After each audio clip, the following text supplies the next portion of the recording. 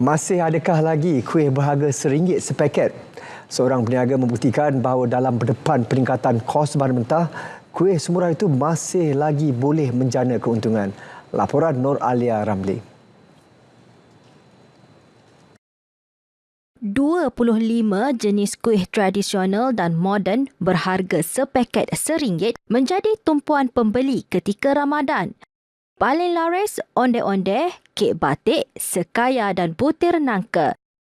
Inisiatif Ros Asmarizan Muhammad Nur ini membuka peluang kepada orang ramai menikmati kuih pada harga berpatutan. Gerainya di Taman Buaya, Pantai Cahaya Bulan, Kota Baru menyediakan kira-kira 1,000 pek kuih setiap hari. Jumlah itu katanya cukup untuk menampung kos operasi perniagaan dan kos mingguan sekitar RM500. Menurut Ros Asmarizan, idea untuk menjual kuih pada harga ramah itu bermula sejak pandemik COVID-19 yang lalu. Hasratnya untuk berkongsi rezeki dengan masyarakat setempat selain membantu golongan kurang berkemampuan. Masa tahun PKP tu kan ekonomi teruk. Jadi kita pun tak boleh nak buat kerja. Jadi buat kuih tu tahu dah keadaan ekonomi sekarang ni. Jadi buatlah kuih RM1.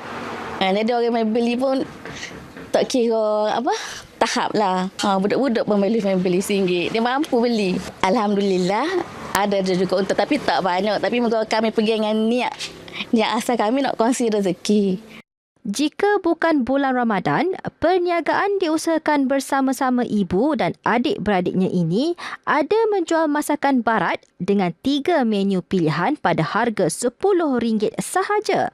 Ros Asmarizan yang merupakan ibu tunggal pernah bercadang untuk menaikkan harga jualan kuihnya. Namun, hasrat itu terpaksa dilupakan kerana pelanggan sudah sinonim dengan kuih RM1 yang diusahakannya sejak 6 tahun lalu.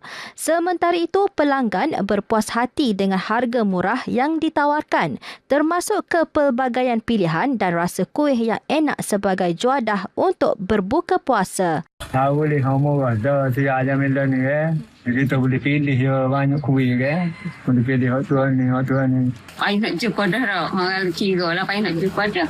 Tapi tak. Alah. Apa ni? Berbaloi lah juga kalau jual gini ni. Untuk orang kapal, mari beli. Nur Alia Ramli, RTM.